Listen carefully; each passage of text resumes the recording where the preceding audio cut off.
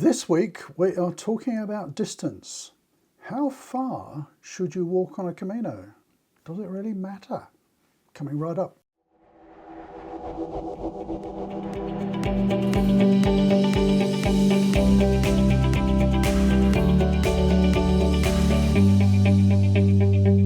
So why are we talking about distance? So for those of you thinking of walking your first Camino, you might be sort of concerned about, I'm not sure if I have the ability to walk X number of kilometres.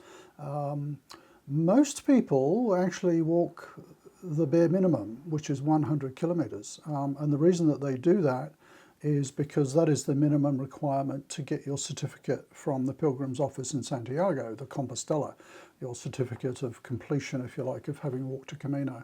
And 100 kilometres is the minimum. So a lot of people think, well, I can take a week, 10 days, and to undertake that, and that kind of becomes the popular distance. It's interesting how over the years, obviously people have been walking this Camino for 1,000 years, but its popularity has really sort of grown in the last 20 years. And it's interesting how people have started walking from further away, from Saint-Jean-Pied-de-Port, for example, which is 800 kilometres. Of course, historically, without going into a history lesson, pilgrims would start from home. So they walked from all over Europe, hundreds and thousands of kilometres to Santiago. But the majority tend to walk about 100. And you might be thinking, well, why do people walk further than that? It's a fair question. Why do people walk all the way from Saint-Jean, 800 kilometres over the Pyrenees? So let's talk about the pros and cons and the whys and wherefores of how far you should walk. First thing I would say is consider what's the purpose of your Camino. And I don't wish to sort of have a critique of why people walk, their different reasons and things like that. There are many and varied. But if you're purely looking forward to a walking holiday of a different type, with a sense of community and things, it probably doesn't matter so much. If you're more into the transformational aspect of a Camino and the spiritual reflection and so on, it may have an influence, I think, depending on how far you walk. So let me just share, my own experiences of having walked different distances with my wife, without my wife, and it'll help you maybe consider what your options might be in terms of, is it worth walking this distance, a longer distance or whatever.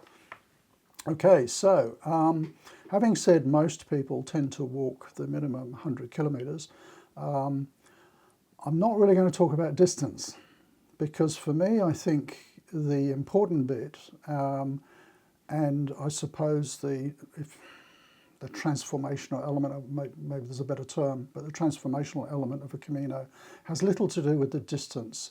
I think of it more in terms of time on trail. So let me illustrate that with a few examples. So my very first Camino, I walked 40 days from Saint-Jean-Pied-de-Port to Santiago. That was a little bit of a struggle with injuries and so on. I kind of struggled with that amount of time on trail as well. It was a long time away from home. There were things happening at home. I had guilty thoughts about spending all this time on myself, probably particularly at about 20 days. But I found that 40-day Camino was ideal for me. It really delivered everything that I had hoped for in terms of time for self-reflection, for maybe deepening spirituality, and it was long enough that I was away from the day-to-day routine, that I kind of got into a new routine, which was the Camino. So that was my first experience. Excuse me. My next one was a lot shorter, and it was a little bit of a hybrid with Pat, my wife. And it was a bit of a hybrid for a number of reasons. She didn't really feel like she wanted to walk too far. She kind of wanted to get a taste of the Camino. And what we did is we kind of jumped around a little bit. We kind of started off in Astorga. We did some walking there and then jumped forward to Ocebrero. And then finally jumped forward to Sarria, where we kind of walked the Camino proper, the final, 114 kilometres. That was really interesting. I forget exactly how many days we took to walk that. Probably 7 days. We don't walk particularly fast or particularly long distances each day. And it was really interesting because Pat went through a little bit of a transformation during those 7 days of walking, and it was, you know, the struggle of the physicality of it initially, and she had problems with her feet and so on. After about 5 or 6 days, she was really getting into the groove and enjoying being in nature all day and hugging trees and all that kind of stuff. And I can remember talking to her a day out from Santiago, and I've got a video on this somewhere, and I said to her, you know, was it what you expected? What do you feel about it? We're arriving in Santiago tomorrow. And her answer was interesting. It was, I'm really sad that it's coming to an end. I'm just really getting into it. I'd like to continue. And almost jokingly, I said, well, maybe the next one will start in Saint Jean. She said, yep, I'm up for that. So, you know, she'd had that sort of 7 days, and already she was thinking about doing it for 40 days because she didn't find the 7 days long enough. And certainly my experience of, you know, walking a few Caminos, I think 7 days is really just a little bit of a taster.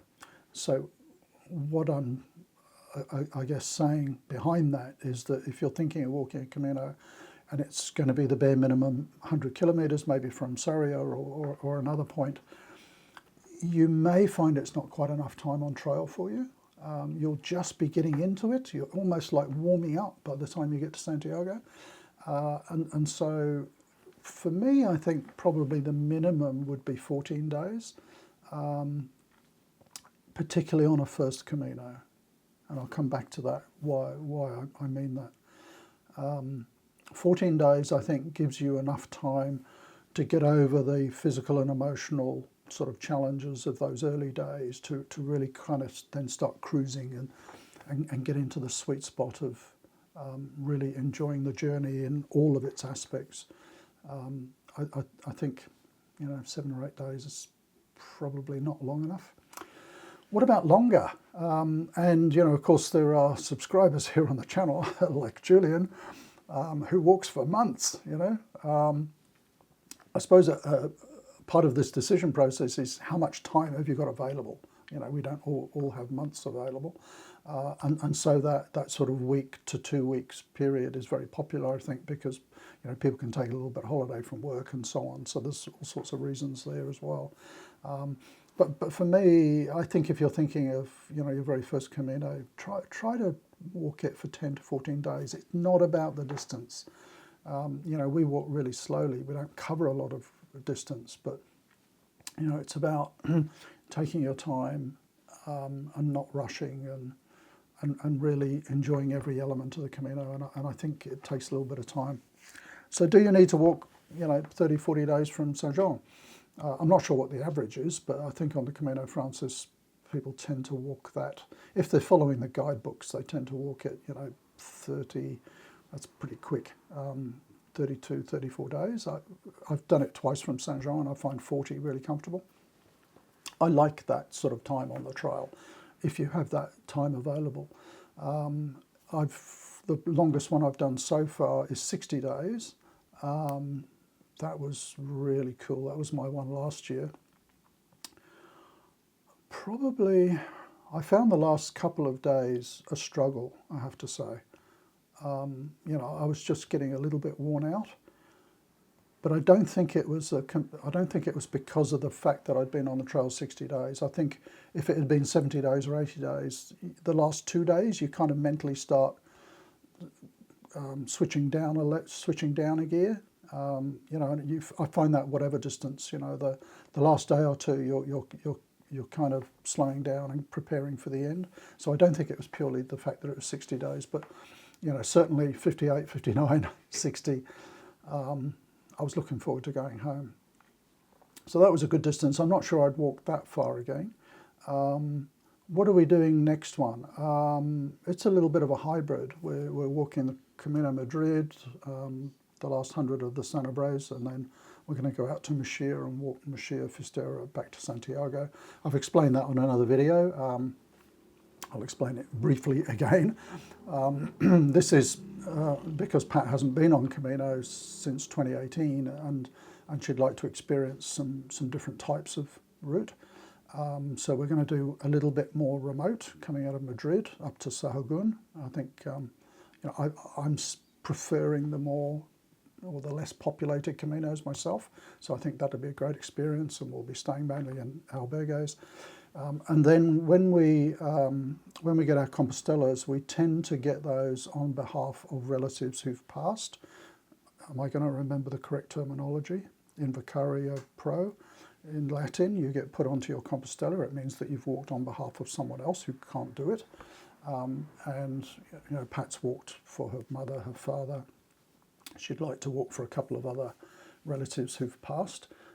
And so we've kind of engineered this hybrid Camino so that she can get a Compostela walking the last bit of the Sanabres, and then we're going to walk back from Machia and she can get another one. So to kind of walk on behalf of two relatives. So that's kind of why we're doing that hybrid. So coming back to the distance, it's really about how long have you got available? What's the real purpose of the journey? If you really want to experience the Camino in all of its elements, emotional, spiritual, transformational, whatever, I think it's pretty hard to do in 7 to 10 days. I'd suggest probably 14 is the minimum. And a lot of people walk a longer Camino 14 days at a time. They'll do 2 weeks this year, 2 weeks the next year, and so on. If you want to walk a longer one, if you have the time available, I find that's really great, 30, 40, 50 days. The big difference, I think, with those longer ones is that I think once you get beyond 12, 14 days, the life that you have temporarily left behind becomes less front of mind, and your Camino life becomes more front of mind, and you're more in the moment, and it's your life becomes the Camino, your life routine, if you like. And I just find that so freeing. That's why I like the longer ones. It's long enough after a couple of weeks that all of those stresses and hang-ups and things that you have in your day-to-day life are pushed back, and your current life is one of simplicity and freedom. And I think the longer Caminos really reinforce that. So I'm in danger of waffling here. Let's try and summarise that. If you've got the time, walk at least 14 days. It's not so much about the distance. If you're going to walk a longer one, I'd be very interested if you've walked different distances. Maybe comment down below. How did you, not distances, time on trail, that's the important thing, I think. If you've walked over different time periods, how did you find a shorter one, a longer one? At what point does it become too long? I think on one of my videos, towards the end of my last Camino, I think it was on day 60, coming down into Machia, I think I said something like, I've just had my Forrest Gump moment, which was, remember the scene where he's running across America or something, and he just stops, and he says, I think I'll go home now. I had that moment about 10 k's out from Machia, like, I've done what I came to do. So yeah, do comment down below. I'd love to get your feedback. And if you're planning your first Camino, how far are you going to be walking? How many days do you expect to be on the trail? And if you have any questions, of course, about time, distance, whatever, do comment. Now next week we have not next week necessarily. It might be 2 weeks. I'm trying to get to these videos fortnightly. But a lot of people have asked for a very detailed planning video. So be warned, this is going to be a detailed one. I'll show you how I go through my very detailed planning process. And I thought, rather than actually go through one of my plans, let's go through someone else's plan. So I've been chatting online with Mac, and Mac's going to walk the Camino Frances next year from Saint-Jean.